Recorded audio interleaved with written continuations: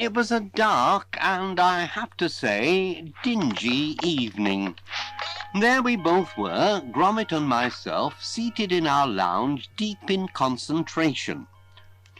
Gromit, as ever, had his head buried in one of those up-to-the-minute scientific books, so beloved of your average dog, while, ensconced in my favourite armchair, I was wrestling with a particularly knotty problem.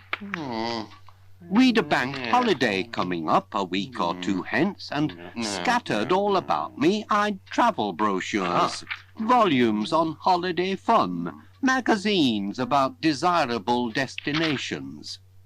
As I remarked to Gromit, where to go? It's a problem to decide. I pondered over camping today, but frankly you can't trust the weather. Then I considered the colourful prospectus of Club 18 to 45 holidays, lively getaway vacations for the younger set, but I thought, would we fit in? How would we cope with the dancing and the volleyball? As I flicked through the International Picnic Guide, I decided on what is always a very present help in time of trouble. "Tell you what, Gromit lad," I said, "let's have a nice hot cup of tea." We always have the kettle nicely at the boil, and I'd soon got the teapot full, the cupboard open, and the tray loaded with cream crackers.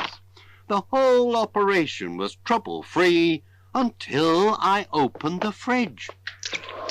"Oh, no cheese, Gromit!" I cried. My heart sank. Not a bit in the house. But as I sipped my tea and munched my dry cream crackers, I suddenly had one of my notions. "Gromit, that's it. Cheese. We'll go somewhere where there's cheese." I was already searching through the guide to cheese holidays for places you find cheese. Lancashire, Cheddar, Wensleydale, Philadelphia, Tesco's, when I happened to glance out of the window. Gromit glanced out of the window. Then Gromit and I glanced at each other. We'd seen the self-same thing, up there, high in the sky. We'd seen the moon. "That's where we'll go, Gromit. We'll go to the moon. Everybody knows the moon's made of cheese." I could hardly wait to get down to the cellar and start inventing our transport to the moon. But I did, of course. I waited till I'd finished my tea and crackers.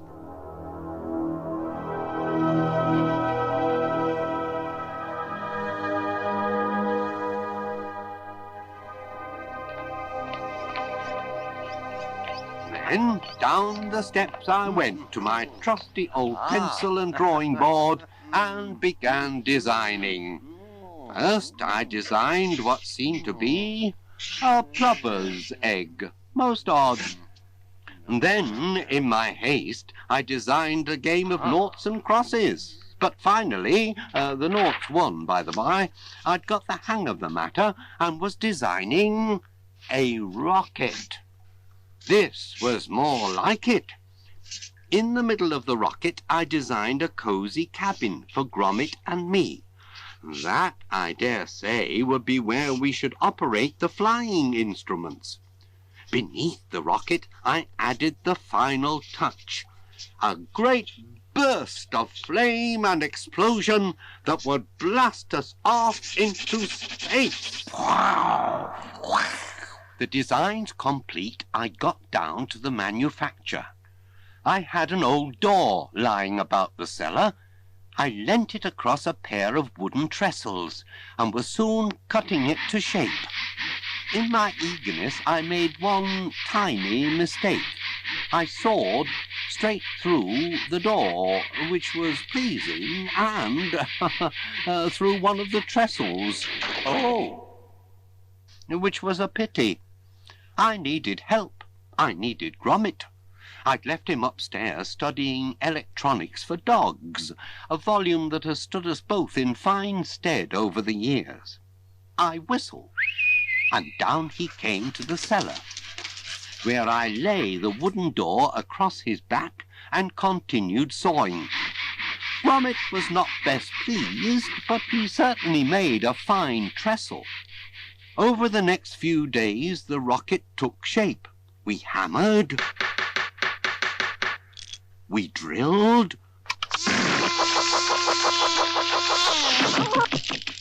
Gromit soldered, and I painted. Soon the metallic hull gleamed with a russet hue. Patches of Gromit also gleamed with a russet hue. My paintbrush had dripped over him. At last the moment came when we could stand back, look up, and admire our handiwork. The moon rocket loomed above us. It was huge. I patted Gromit. My thanks for a job well done.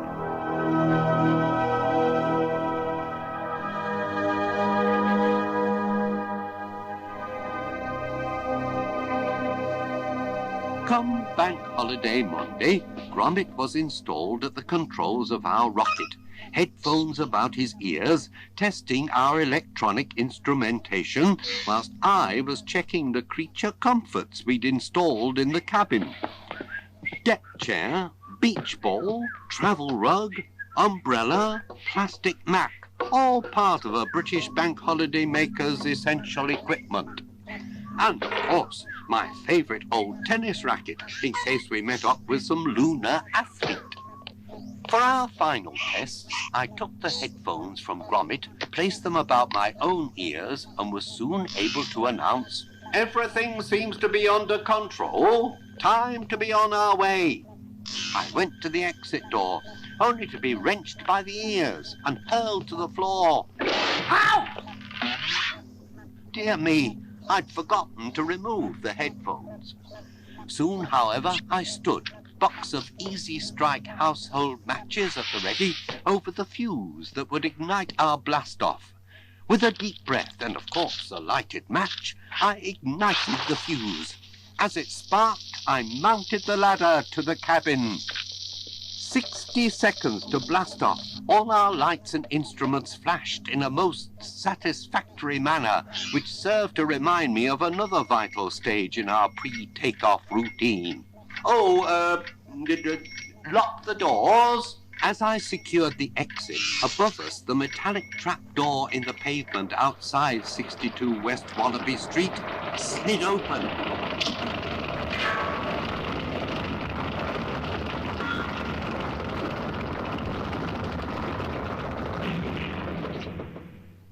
Hanging, silent and silver in the starlit sky, was the moon itself, as though in welcome.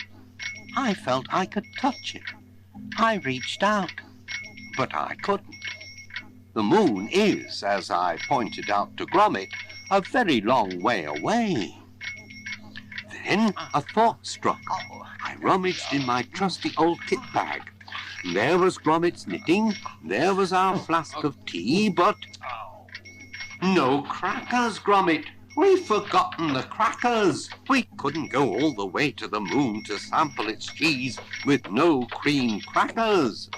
I tugged open the door, slid down the ladder, hurried up the steps to the kitchen, wrenched open the cupboard and grabbed every packet of cream crackers. Only 10 seconds to blast off, so I made my way post-haste back to the rocket. 1 second to blast off, and then, well, blast off! In point of fact, very little happened at blast off until I remembered to release the handbrake. Then I was thrust back into my chair, a bowl of fruit leapt wildly on the whatnot, and we were on our way to the moon. Interplanetary flight was not altogether comfy at first. what with lights flashing and buttons waggling in and out. But once our course was set, Gromit got the playing cards out and, as so often of a bank holiday, demonstrated his shuffling skills, whilst I settled down with the local paper. Well, when you come to think of it, what else is there to do on a lengthy flight to the moon? If we'd been going as far as Mars, I'd have taken a good book. I dug out the camera, gave the lens a jolly good clean, a picture-taking tip passed on down the generations in our family, and snapped Gromit. Now hard at work building a house of cards. One for the album, I suggested. As the minutes ticked by, various of our instruments started slowing down. Strange, but all was explained when from a slot in the flight panel up popped a freshly made piece of toast. The bread had been pre-set, of course, back in West Wallaby Street. Nicely done, was my judgment. I was appreciatively flicking the last crumbs from my pullover when a blue light began to flash and warning signals rang out. I glanced through the window. The moon was nearly upon us. It certainly was most cheese-looking. Adjust angle of thrust, I ordered, but as Gromit was engrossed in the completion of his house of cards, I carried out my own order. Steady now! Stop! Gently does it! I told myself as Gromit lowered his last pair of cards into place. I felt the rocket touch down and applied the handbrake.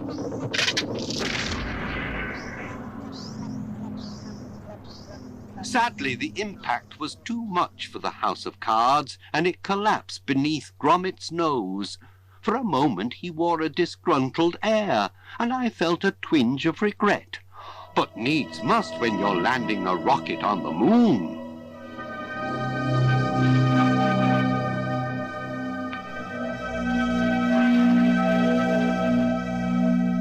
I can only describe the lunar landscape as spiky, in that the moon was covered with any number of spikes, some as high as a hill, others as low as an average man's ankle sock. As Gromit and I made our way, bearing our bank holiday leisure equipment, across the flat expanses between the spikes, I was overcome with a carefree urge to kick our beach ball high into the lunar air.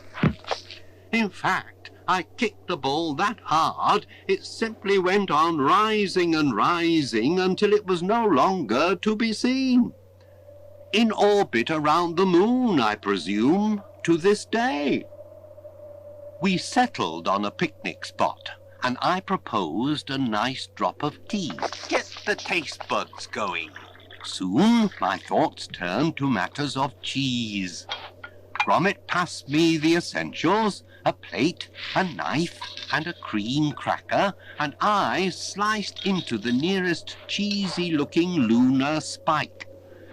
I placed a portion on a cream cracker and bit in. Well, the taste had me foxed. What manner of cheese was this? Say what you think, I told Gromit as he gave our sample a thorough sniffing. Wensleydale, I ventured, but my companion shook his head. I continued testing, but had to confess, I dunno, lad. It's like no cheese I've ever tasted. So I proposed a new plan. Let's try another spot. We'd gone but a short way when I was surprised to notice, alone among the lunar spikes, what I can only describe as a penny in the slot machine. Except a label announced it accepted nothing but 10p pieces. It was clearly some sort of a, if I might be technical for a moment, some sort of a moon machine. Never one to resist an experiment, I pushed a 10p piece into the appropriate orifice. No response. Not even when I tested one of the handles. Come on, stupid. which I fear came away in my hand. Daylight robbery, I complained to Gromit as we went in search of further adventures in cheese. It seems, however, that once Gromit and I had set off, the 10p finally dropped, and the moon machine came to life.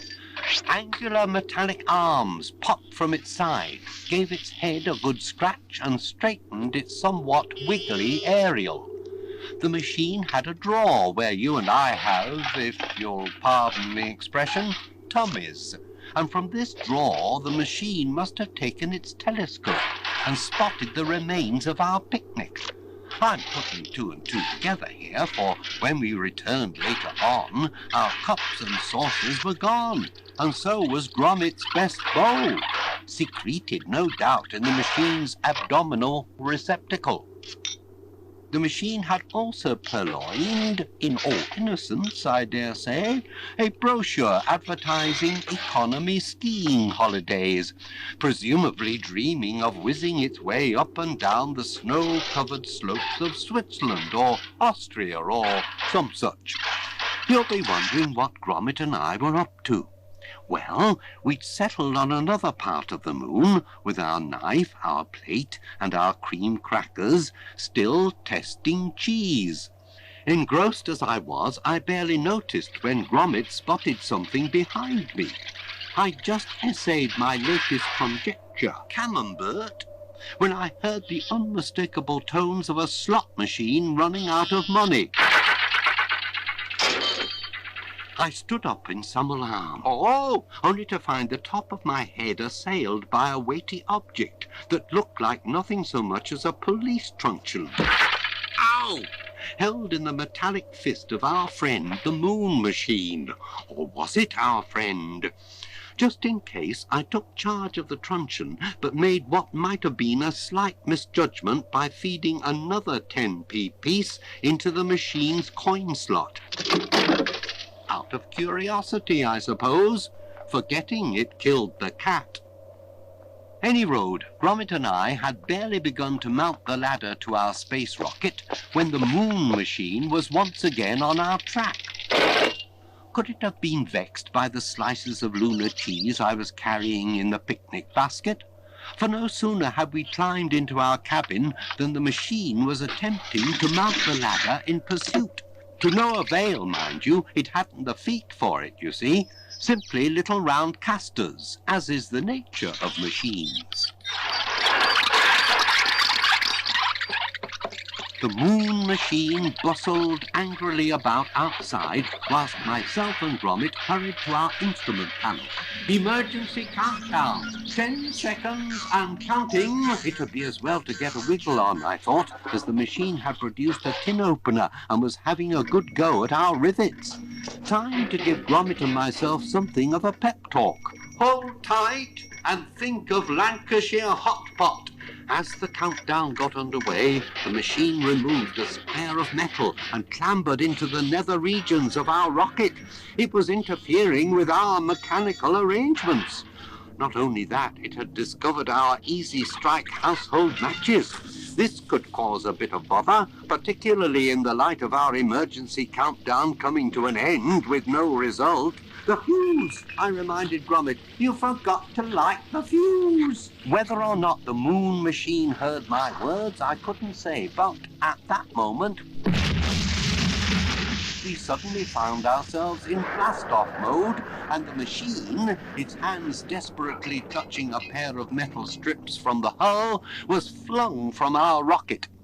As we hurtled into space, Gromit and I looked down to see the moon machine fashioning those metal strips into a thoroughly functional pair of skis. In a matter of moments, it was fulfilling what must have been the dream of a lifetime, assuming that machines have dreams, or indeed lifetimes as we know them. It was skiing, up, down, over, and around the hills and slopes of the moon. Then, as we sped on our way, the machine paused in its sporting, looked up, and waved. As I settled down to a plate of lunar cheese and cream crackers, I realized we'd brought pleasure to what appeared to be the entire populace of the moon. Set coordinates for 62 West Wallaby Street, I requested of Gromit, as I flicked through my latest copy of Cheese Monthly and reflected on a most satisfactory bank holiday. Altogether, a grand day out.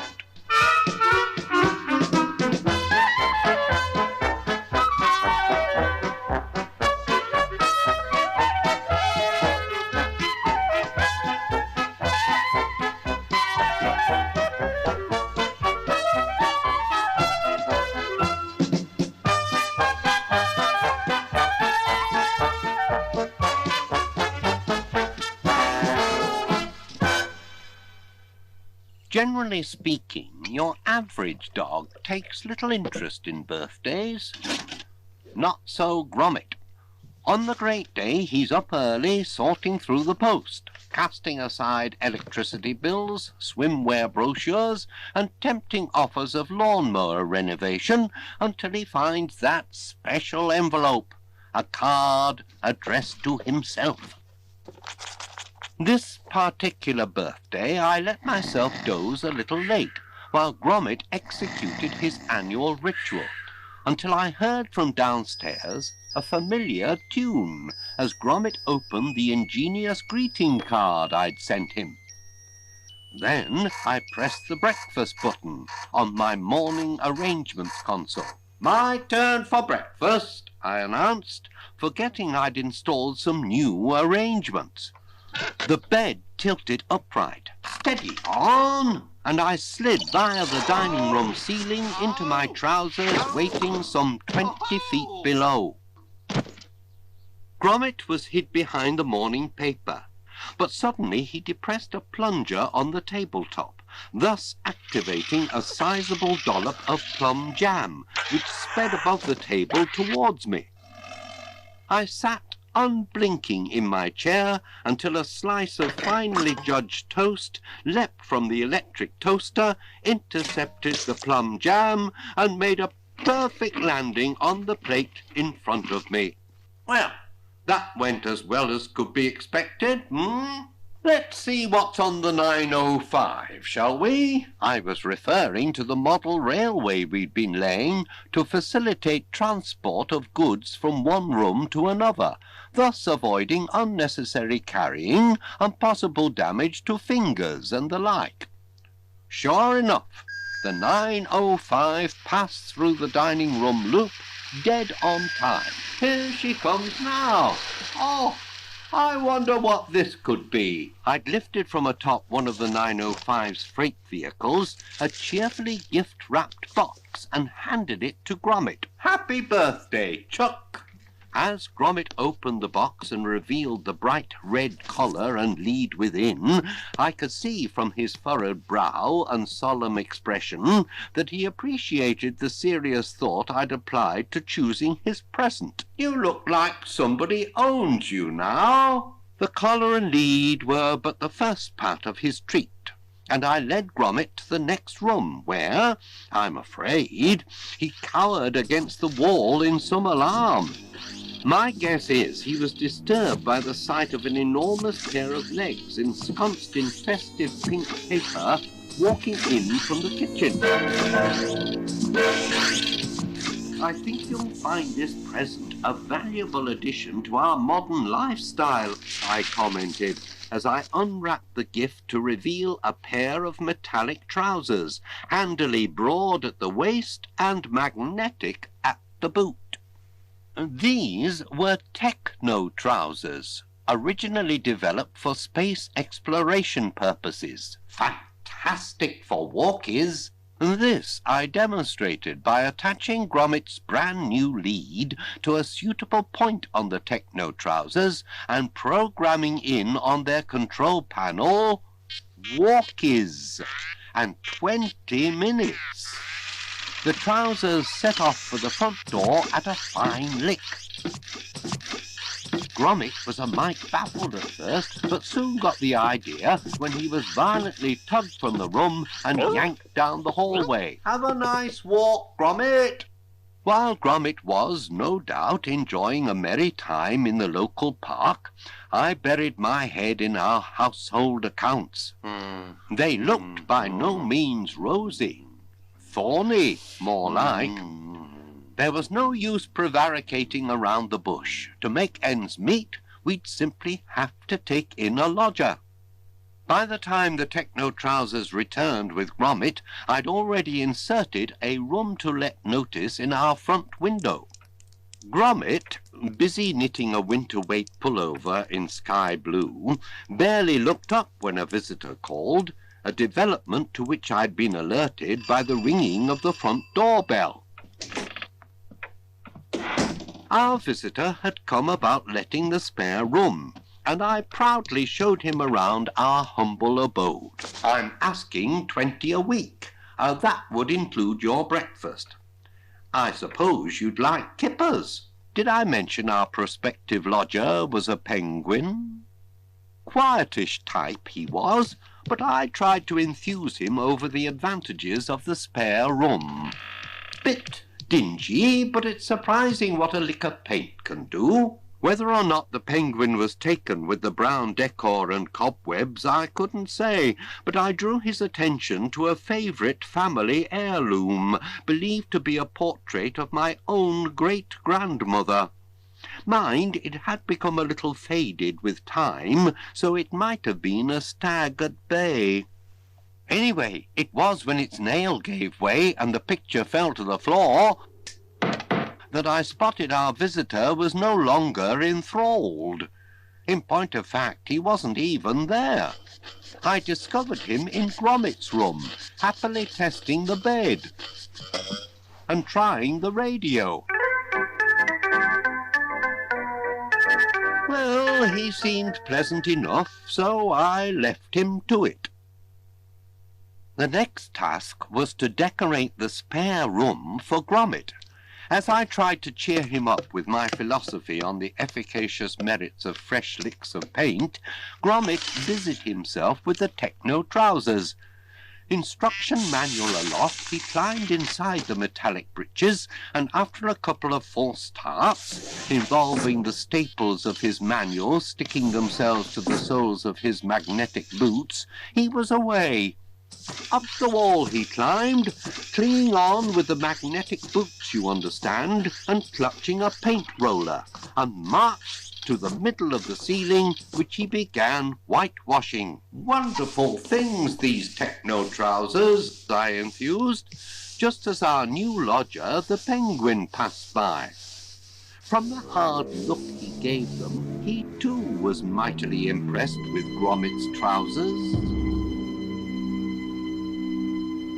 Next day, while Gromit was engrossed in what I believe is a favourite political text among thinking dogs, Pluto's Republic, I was pleasantly surprised when the lodger brought me both my best slippers and the morning paper. "What do you think of that then, Gromit? Our paying guest, He didn't concur with my enthusiasm, and later on, while the penguin and myself were sharing a pleasant supper of cheese and a nice drop of Bordeaux wine, he made himself scarce. Apparently, he packed a few essentials, his brush, a bone, and a sentimental picture of the two of us together in a knotted kerchief, and took himself off into the night. Most un-Gromit-like. He's certainly taken against our new lodger. Mind you, even I was, looking back, the tiniest bit mystified as to why the penguin was quite so keen on borrowing one of Gromit's electronic books, and why he showed quite such an interest in his trousers. The techno-trousers, that is. I was soon to get an inkling.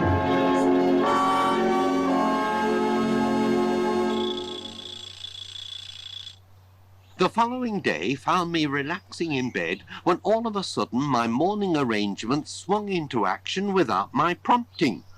I found myself sliding via the dining room ceiling into my trousers, but they were the wrong trousers. I'd found myself standing not in my familiar corduroys, but up to my middle in the techno trousers.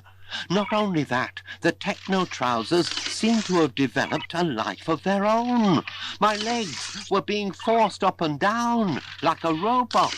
Why was I walking against my will? And where was the control panel? Had Gromit taken it?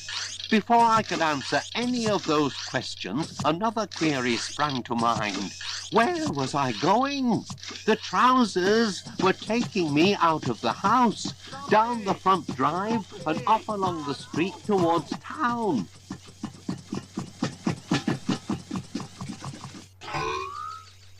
It seems that Gromit had still got the hump.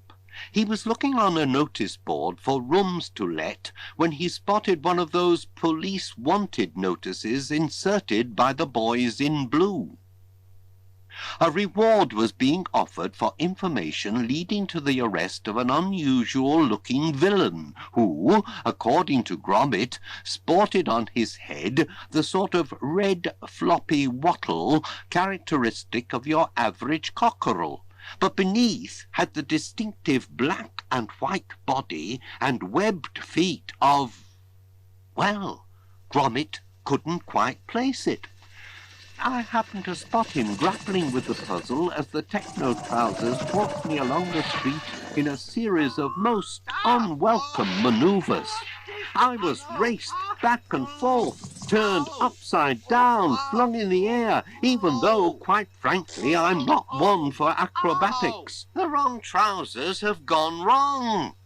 Gromit had been following my antics, and it was about then he spotted the penguin.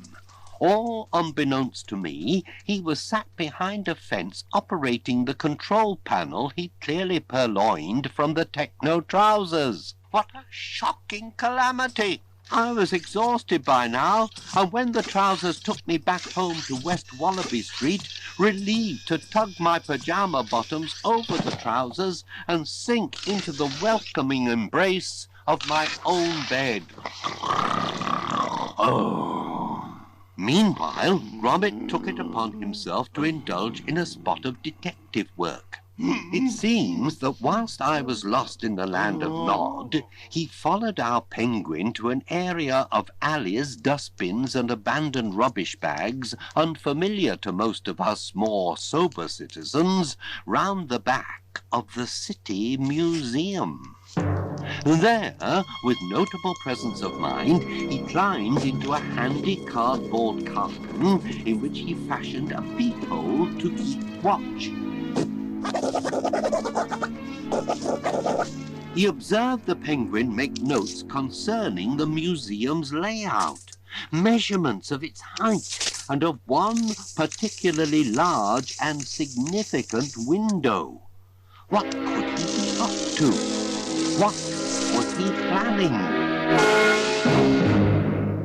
Back home, Gromit continued his investigations. For obvious reasons, I failed to join him. In the penguin's room, he'd just made the disturbing discovery of plans for an exhibition of diamonds at the City Museum when he heard the front door open and close. I'm afraid I didn't, for obvious reasons. The penguin was home. I was quite unaware that Gromit had hid himself under my own bed covers, and I never saw the penguin hurry along the landing. I failed to spot he was wearing on his head a red rubber glove. It made him look the very image of the feathered felon Gromit had earlier observed on the wanted poster. Neither did I notice the mysterious red crash helmet he placed on my head, nor did I see myself clamber out of bed in the techno trousers and clump off out of the house. You may think me remiss, but there were obvious reasons.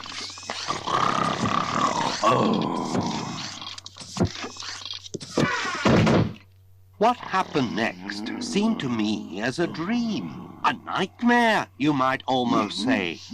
I seemed fast asleep, and guided by the techno-trousers, I strolled through town to the rear of the city museum. There, the magnetic boots made their way up the wall, with myself stretched horizontal in mid-air, and a mysterious stranger perched on my chest, until he leapt from me onto a window ledge while I carried on to the top of the building. Seemingly, I made my way across the roof to a large metal structure with something of the look of a ship's funnel, only different. This must have been the air conditioning vent, as, quite careless of the blood rushing to my head or any collywobbles I might be feeling, the trousers led me upside down into its huge mouth and through what seemed many a mile of internal piping until I arrived at a grill above the museum's grand exhibition hall. Trance-like, you understand, I opened the grill, stepped upside down into the exhibition hall and marched across the ceiling, vaguely aware, I seem to think, of dinosaur skeletons, Egyptian mummies and such like below, until I was dangling just short of a beam of red light. A laser beam would be my guess, part of the alarm system. On the window ledge beyond, I was vaguely aware of the mysterious stranger operating the control panel of the techno-trousers. He looked pretty tense in my view, and I would never recommend his nefarious goings-on to those of a nervous disposition. He operated the control panel. I was whisked up and over and past the laser beam until I was dangling above what seemed like a hefty lump of glittering glass. In the moonlight, even more sparkling rays glistened from it than I've ever noticed shine from the pint tankard I keep in the larder for special occasions. This was, I've since learnt, the prize diamond in the museum's exhibition, known worldwide, I dare say, as the star of somewhere or other. At this point, the mysterious red crash helmet I was wearing opened up, and from it lowered a grabbing device, which just failed to grasp the diamond. The position of my feet on the ceiling was delicately adjusted, and the grabber lowered again. This time it seized the diamond and lifted it upwards, but then, would you believe it, the diamond slipped from the grabber and almost fell to the floor. I hate to think of the perspiration pouring off that mysterious stranger as he frantically adjusted the trouser controls. Suffice to say, the grabber swung down and seized the diamond just before it hit the floor, but at the expense of wrenching my foot out of position and with it a ceiling tile. The result of this maneuver being that I swung through the laser beam, leading to what I can only describe as mayhem. The museum's alarm system proved itself both efficient and noisy. Noisy enough, in fact, to wake me up. There I was, hanging upside down in a strange dark room with a huge sparkling diamond dangling from my head. Bemused might be too mild a word to describe my feelings. To my way of thinking, things were not quite right. Some primeval instinct seemed to lead me towards the exit, but my way was barred by a security door. I must be dreaming. By this time, of course, I wasn't. The techno-trousers turned and marched me towards the window. They clearly got the right idea. The moment my metallic feet clamped themselves onto the window, it swung completely round, head over tail, and left me. But to find out just where it left me, I'm afraid you'll have to turn over. No, I don't mean turn over in bed. I mean turn over to the other side of the cassette. I'll be waiting there to tell you exactly where the window left me.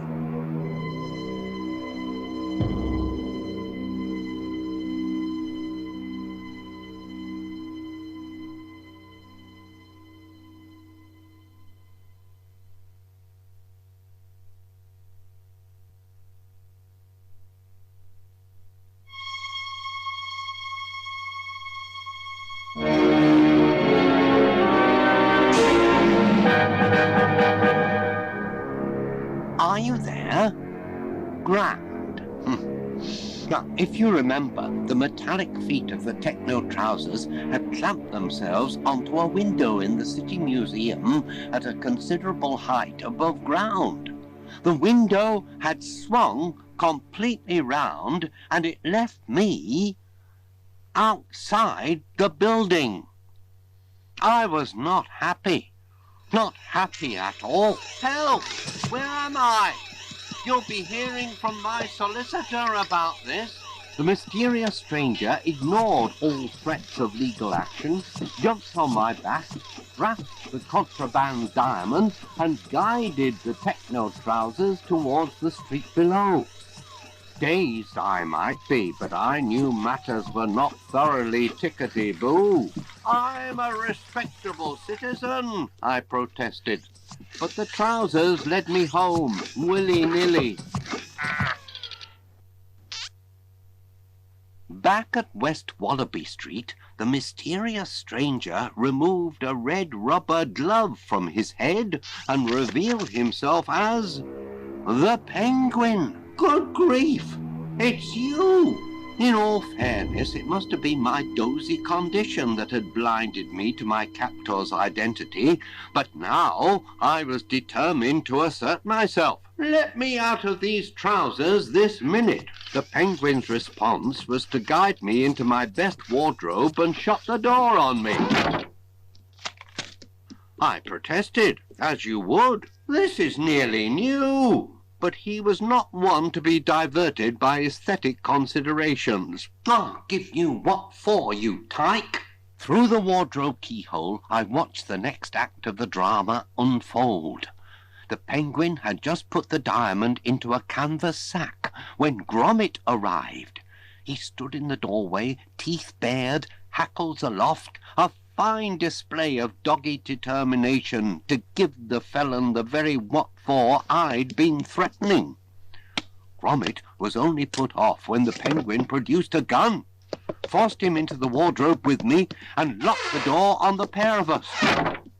This is a fine how-do-you-do, I was commenting, when I noticed Gromit fiddling with my trousers, or rather the techno trousers.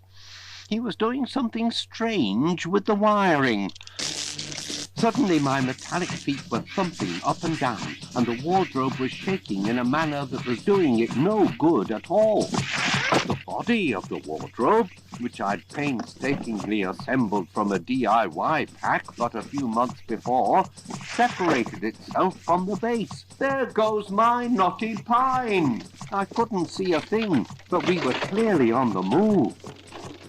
Seconds later, the wardrobe crashed into the door frame and was disassembled to smithereens. I was trying to remember where I'd secreted the guarantee when I spotted the Penguin slide down the banisters and land neatly on the 2215 for four-way halt.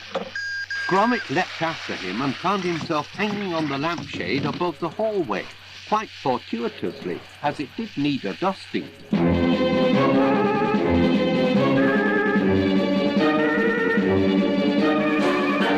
Penguin now revealed his ruthless streak by firing at the dangling Gromit.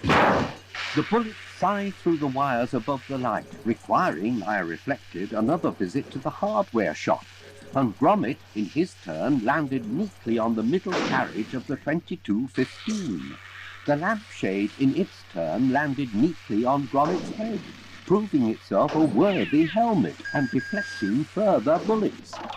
The Penguin was clearly hoping to make good his escape via the front door, but Gromit, skilled railway dog that he is, reached out and changed a set of points, thus sending the train racing round a U-bend in the track and back up the hallway.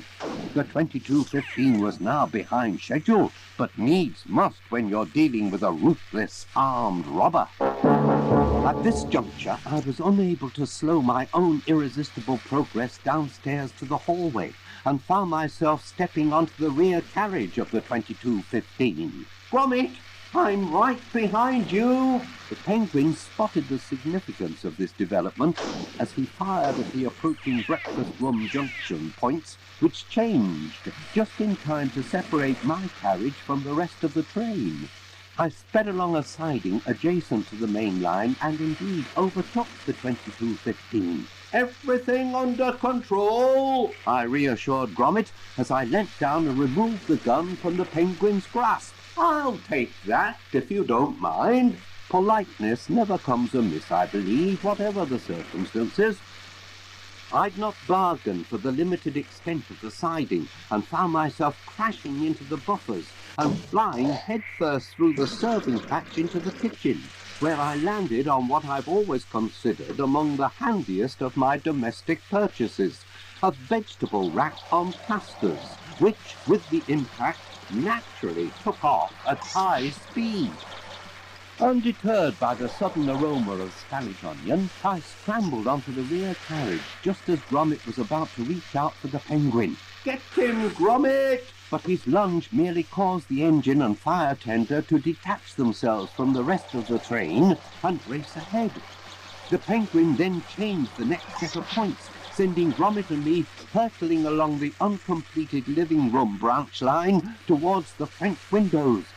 We were doomed! I was certain to collapse in a glass-strewn heap on the patio, but no! Again, Gromit demonstrated some speed of thought by grabbing handfuls of spare track and laying it in front of our speeding vehicles. His new track led us back past the sofa, under the dining table, and across the main kitchen-to-front door line at the very moment the Penguin was racing past. I was thus enabled to snatch up the engine itself. Gotcha! Leaving our enemy riding ever slower on the fire tender. The techno-trousers chose this opportune moment to stroll across the line in front of the tender, which crashed into a massive magnetic boot and so sent the Penguin flying through our humble abode. Gromit, still laying track like a one-dog team of hourly paid navvies, sped into the kitchen and crashed into the dresser. An empty milk bottle dropped into Gromit's front paw, and into the bottle dropped the Penguin. The sack containing the precious diamond dropped into his other front paw as I slid towards him across the polished linoleum. Attaboy, Gromit lad! Ha-ha! A few days later, while Gromit avidly read newspaper reports of the comeuppance of Feathers McGraw, for such was the real name of our ex-lodger, I was able to contemplate over a plate of cheese and cream crackers that the reward money had paid off all our debts. No more lodgers, I promised. More trouble than they're worth. We had, I should mention, decided to dispense with the techno-trousers. On reflection, they too had caused a spot of bother. All's well that ends well, that's what I say. Oddly, I had the faintest suspicion I could hear the familiar sound of the trousers strolling along the street outside. But that was impossible, of course. Oh, I do like a bit of gorgonzola, I remarked, as I reflected that perhaps it was just as well we were bidding farewell to the wrong trousers.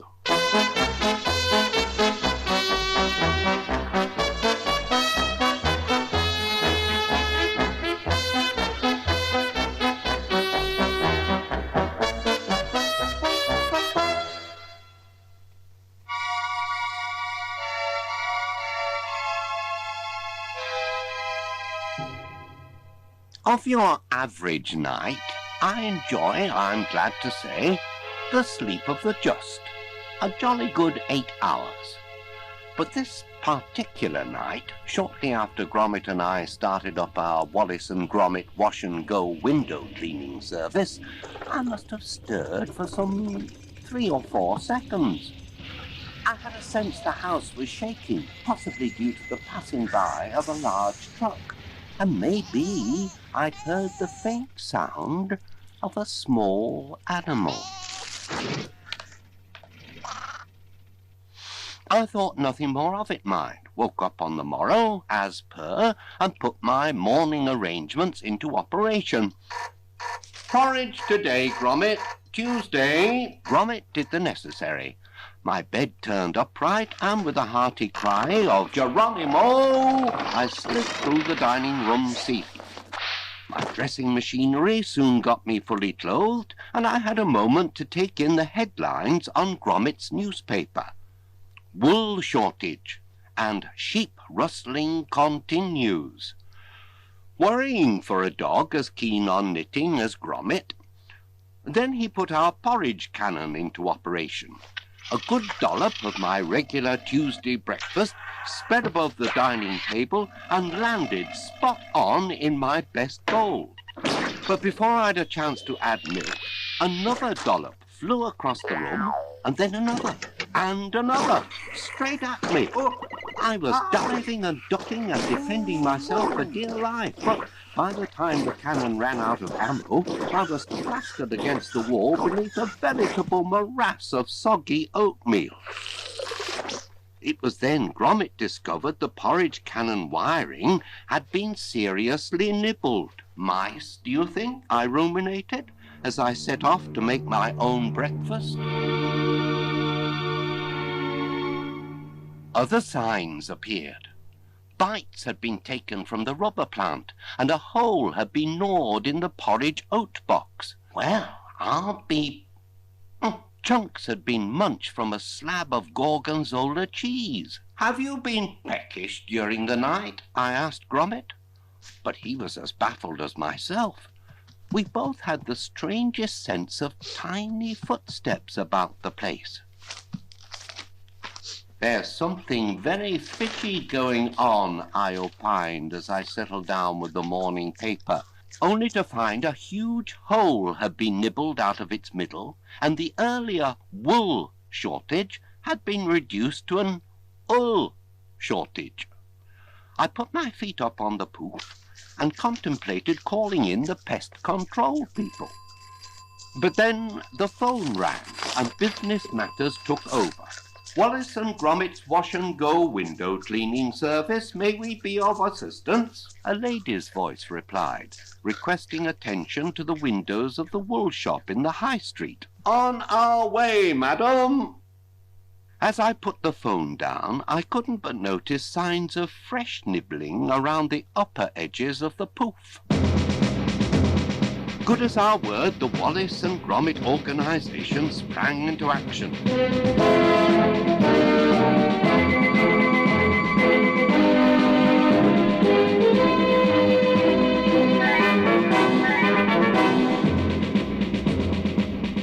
My armchair sped upwards on a metal column and thrust me through a cavity in the wall onto a slide, down which I sped into my Wellington boots before I was turned head over heels and my head inserted into a crash helmet. I was swung upside down as I collected a sponge and bucket from hinged rods on either side, and then I was fed into my overalls and onto our motor bicycle and sidecar combination. Gromit stepped into the sidecar, onto which telescopic arm A clamped our window cleaning ladder, just as telescopic arm B thrust forward a weighty boot to kick-start the engine. The garage opened, the ornamental pond swung from sight to be replaced by crazy paved driveway, and we were all systems go. As we arrived top speed in the high street, Gromit aimed one end of our ladder into the gutter and vaulted towards an upstairs window above the wool shop, where, I couldn't help but observe he came face to face with a notably stern-visaged canine. Never one to be put off the task in hand, Gromit arranged one end of a bungee rope around a handy piece of guttering, swung upside down, and bounced back towards the pavement, where I equipped him with sponge and squeegee. As Gromit bounced back towards the roof, I glanced into the wool shop, where my eye was taken by the lady proprietor. I recalled Gromit's passion for knitting. "Need wool, don't you, lad?" and made my way inside. I barely had time to take in the cheerful array of brightly coloured balls of wool before I was charmed by the lady proprietor's opening gambit. "Thank you for coming so quickly," she smiled.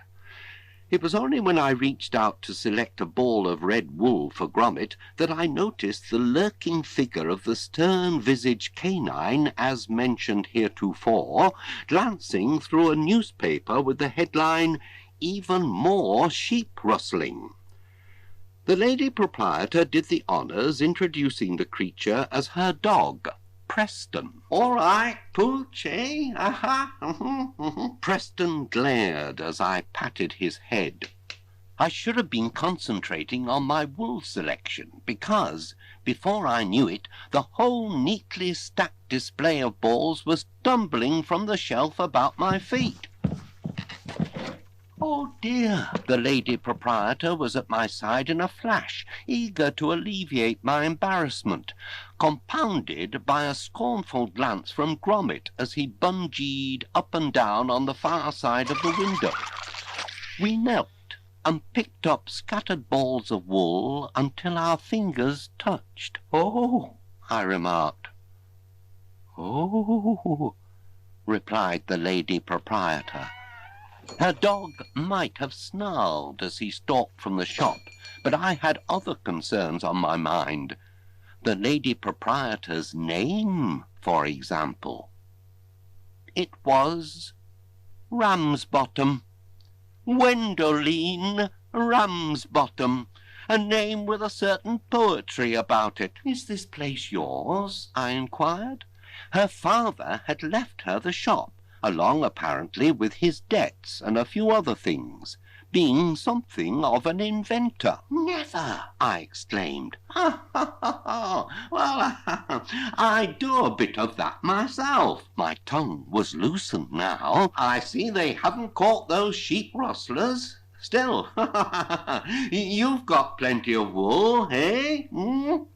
We could have chatted all day, but Gwendoline called my attention to Gromit's current plight. The bounce had gone from his bungee, and he was hanging upside down outside the shop window, wearing one of his more vexed expressions. As I stepped out to rescue him, Gwendoline commented on the quality of our service, referring to her windows as spanking. I must admit the glass in the shop door was now so clean you wouldn't even know it was there. Indeed, I walked straight into it. Ow! Back at 62 West Wallaby Street, I was eager to get on with the day's business. "Let's get that kettle on," but was stopped in my tracks by the condition of the house. It was in what I can only describe as chaos. Everything upside down, tins open, bottles spilt. "Good grief, what's all this? Burglars?" A sound caught our attention, and when Gromit and I went to investigate, what should we come upon but a tiny, multicoloured lamb? The little chap stood there, covered in everything from plum jam to gravy browning, gnawing a chicken bone quite devoid of flesh. The penny dropped. This was the fellow, my lad, who'd been nibbling his way through our domicile. "Heavens above, Gromit, look at this. Little chap must be really hungry." I picked him up. "Come here, lad. No need to be sheepish. We'll have to get you cleaned up." Down to the cellar we went, and I popped the lamb into the cleansing bath of my recent invention, Wallace's Knit-O-Matic. It processes wool from sheep's back to cozy jumper untouched by human hand. Nothing to fret over, I reassured our unexpected visitor. Just a quick shampoo. Strange. As Gromit activated the Knit-O-Matic and set the machine to its wash program, we had the sense of being watched. Yet we seemed to be alone. The washing cycle was soon underway, and the lamb was getting well and truly cleansed when the machine started to play up. The fault light was flashing, and the program setting changed from wash to light shade. Oh heck! The suction tube lowered itself towards the cleansing bath, and the helpless lamb was sucked upward into the auto-dry apparatus. Do something, Gromit! Too late. Pistons pounded, clippers clipped, and strands of wool were fed at top speed into the knitting apparatus. Moments later, a fully fashioned, miniature, chunky pullover was flung from the Knit-O-Matic and landed on my head. Very cosy it was too, if a bit tight round the ears and nose. I peered over the tiny neckband in time to see the young lamb, thoroughly sheared, emerge from the Knit-O-Matic.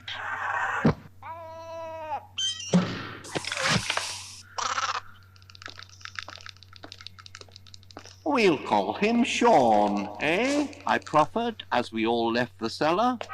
I paused at the top of the steps. Had I heard something? Had we been observed?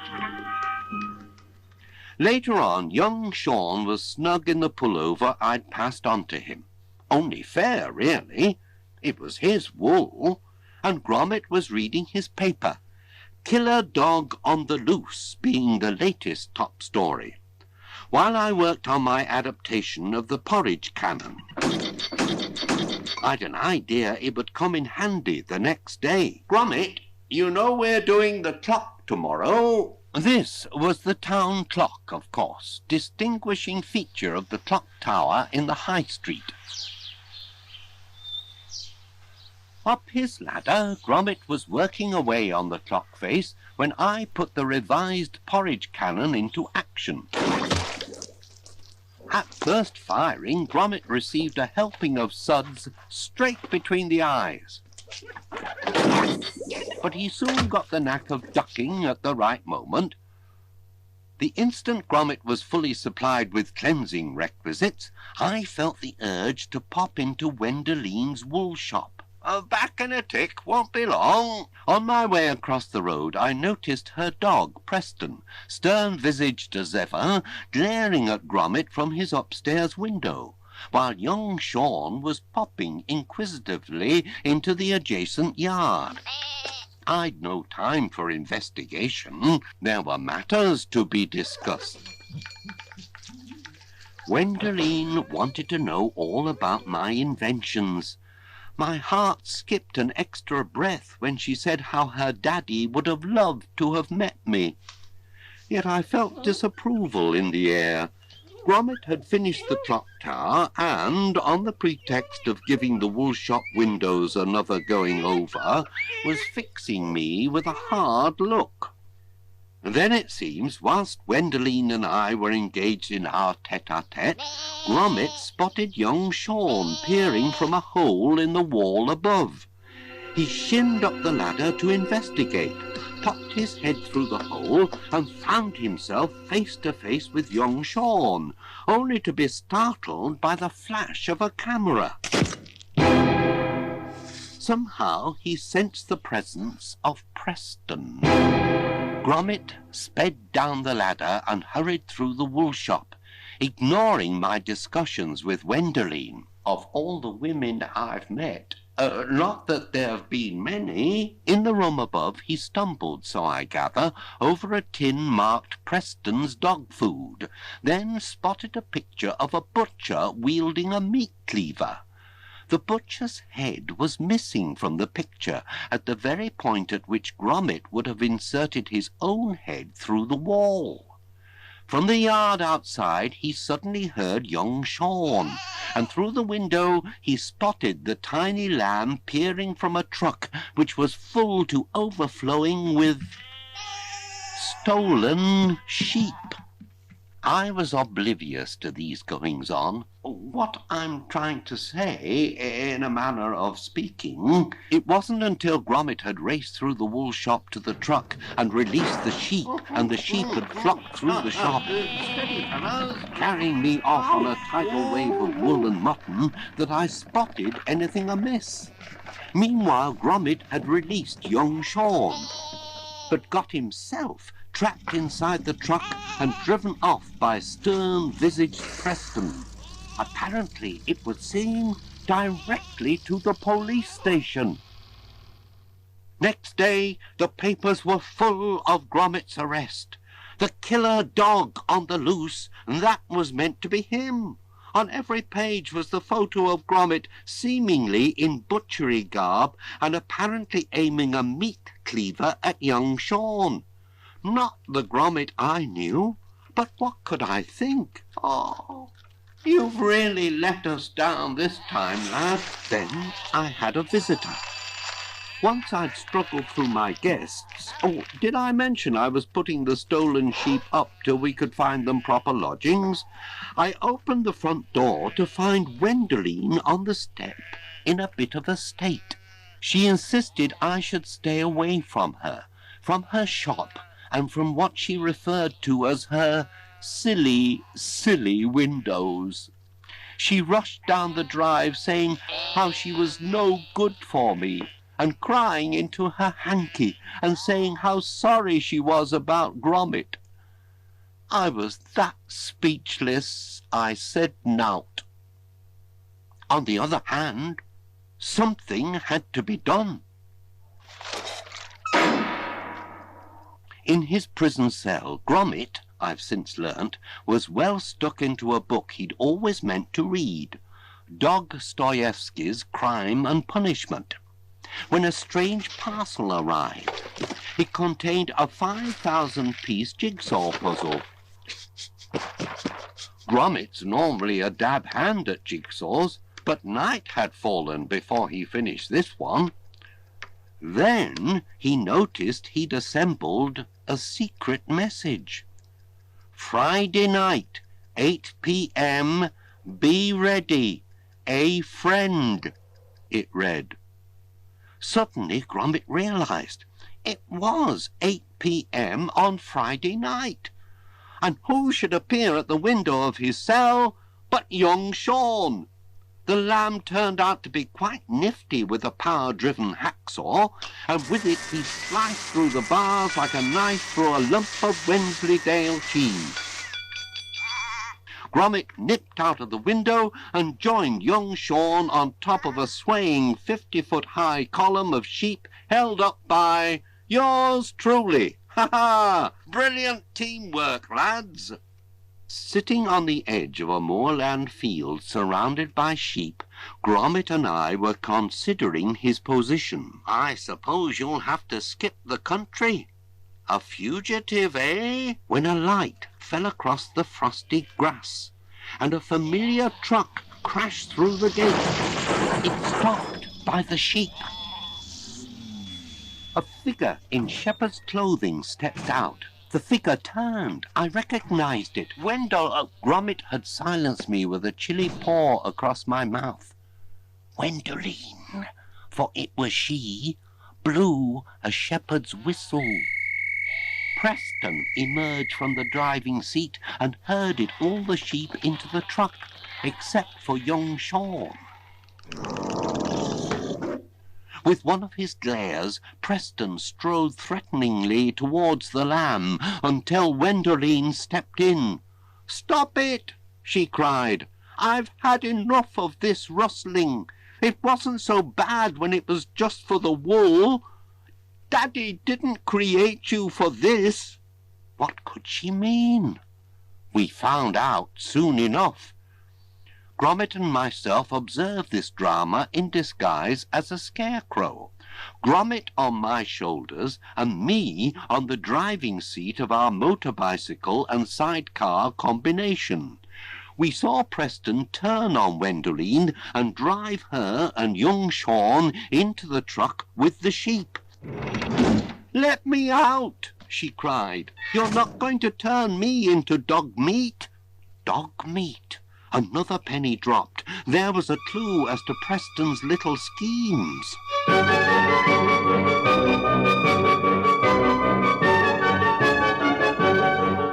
Moments later, Preston was speeding back to town in the truck.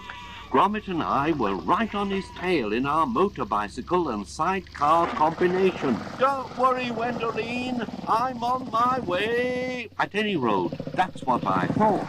We lost them. With typical cunning, Preston had pulled the truck off the road, let us speed past, and now he was right on our tail. But Gromit was up to snuff on the matter. He grabbed our window cleaning ladder from the sidecar and fixed it upright, then shinned to the top and grabbed a set of handy overhead telephone wires, thus swinging the whole motor bicycle and sidecar combination through a complete backward circle so that we landed on the road behind the truck. Mind, it never rains, but it pours. The pin that held the motor bicycle to the sidecar chose that very moment to shake free, thus separating Gromit in the sidecar from me on the motor bicycle. Gromit sped towards a long-abandoned quarry, crashed through a sign saying, "Danger, 2,000-foot drop," and plunged towards solid rock below. Presence of mind could be Gromit's middle name, if only he had more than one name in the first place. He pressed a button which activated one of my inventions, and thus turned the sidecar into a single-engine aeroplane.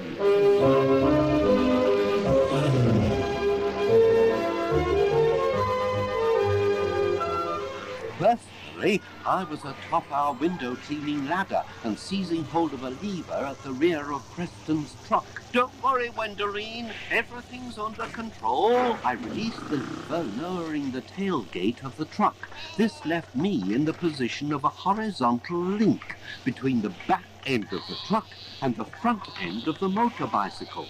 Young Sean led the other sheep from the truck across my prostrate back. By now, the weight of the sheep on the motor bicycle had caused the ladder to straighten up, somewhat in the manner of a speeding seesaw. No sooner had the sheep formed themselves into an upside-down pyramid shape along the lines of your typical military police motor bicycle display team than Preston played his next trick. He braked the truck hard, so the motor bicycle rammed into its rear, ow! Hurling the sheep and myself back into the truck, alongside Gwendoline. Up above, Gromit took a hand, and, using the porridge cannon in its latest incarnation as a flying machine gun, raked Preston's cab and truck with bursts of congealing breakfast cereal. But he was too late to bring the truck to a halt, and we sped up the high street towards the yard at the side of the wool shop. The doors swung open, and Gromit's circling sidecar disappeared from view as we were led towards the next phase of Preston's cunning. Inside a dimly lit warehouse, Gwendoline, the sheep, and myself were flung from Preston's truck into a copper trolley, which sped towards a familiar-looking machine labelled Preston's Knit-O-Matic. "Where'd you get that from? I've got patents pending." Yet another penny had dropped, making threepence thus far. Gromit and myself must indeed have been observed operating the Knit-O-Matic on young Sean by Preston, who then purloined the plans. There was no time for recrimination, however, as we were instantly plunged into the cleansing bath. Somehow young Sean had avoided the plunge. One cleansing had perhaps been enough, and as Preston lowered the suction tube, he flickered light switches, which alerted Gromit, circling above, to our position. Gromit guided the flying sidecar through the yard doors, through a security wall, and through an interior brick wall until he reached the warehouse where our porridge cannon came into its own. Atta boy, Gromit! He took aim and covered all the machinery in porridge while Preston himself disappeared beneath cold cereal. The nose of the flying sidecar rammed into Preston, hurling Gromit into the rafters.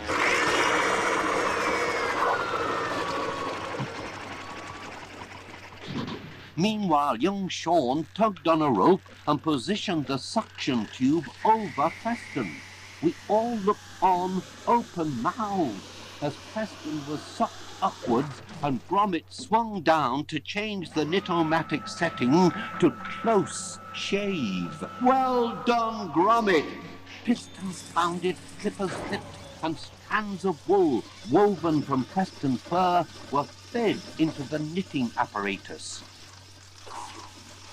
Gwendoline was disturbed more than somewhat, crying out that Preston was malfunctioning, an expression that caused me a raised eyebrow, until she explained that he was a cyber dog, a robot. A steely hand smashed through the copper casing of the Nitomatic as Gwendoline explained that her daddy had created the robot dog for good, but he turned out evil. Probably due to a faultily assembled electronic circuit, in my opinion. A fearsome metallic version of Preston now emerged from the Nitomatic and strode towards us, steely teeth bared, but then the machine itself took a hand. From the knitting apparatus emerged a long-sleeved steel wool pullover, which was flung over the head of the robotic Preston. He, or should I say it, crashed into a lever which shifted the floor on which we all stood towards a conveyor belt that was travelling towards a huge set of metal teeth, a sheep mincing thing. Now that's clever. The final penny of 4 in all had dropped. The evil Preston had been the killer dog all along, rustling sheep from hither and yon, mincing them up and canning them as Preston's dog food. Was that to be our fate? Once again, Gromit swung from above, this time knocking the robot Preston onto the conveyor belt. I tried pressing a nearby button, but only succeeded in upending the floor and hurling Gwendoline, the sheep, and myself onto the conveyor belt with him. Furiously, we struggled to escape the gigantic metal teeth.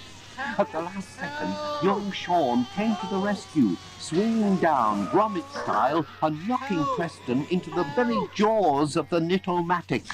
The conveyor belt jammed and the rest of us were hurled into a relieved heap on the floor. By heck, I thought we were all for the can then. We watched the next phase of dog food manufacture get underway. One after another, dog food cans circled the machine on metal rails, and each of them was filled with cogs, springs, screws, rivets, and the like. Put it another way, Preston was being turned into his own dog food. A few weeks later, after all charges against Gromit had been dropped, Gwendoline came calling. With her was a cute, docile doggy, who gently handed me the evening paper clamped in his metallic jaws. Gwendoline thanked me kindly because, yes, I'd been at the leftovers of the robot Preston with my bits and pieces and assembled this perfectly acceptable canine companion. Give me a shout if he goes wrong again. I asked Gwendoline in for some cheese, but To my astonishment, she refused. Never touches cheese, apparently, on account of a susceptibility to rashes. Not even Wensleydale. Ah, well, I mused as I waved goodbye, all the more for us, and not a sheep to worry us. But I'd spoke too soon. When I lifted the cover from the prized slice of Wensleydale I'd been saving for a special occasion, there was young Sean. He'd scoffed the lot. "Get off my cheese!" I couldn't be that irate, though. At least young Sean shares my passion for cheese, unlike Gwendoline. All in all, I think we can say I'd certainly had a close shave.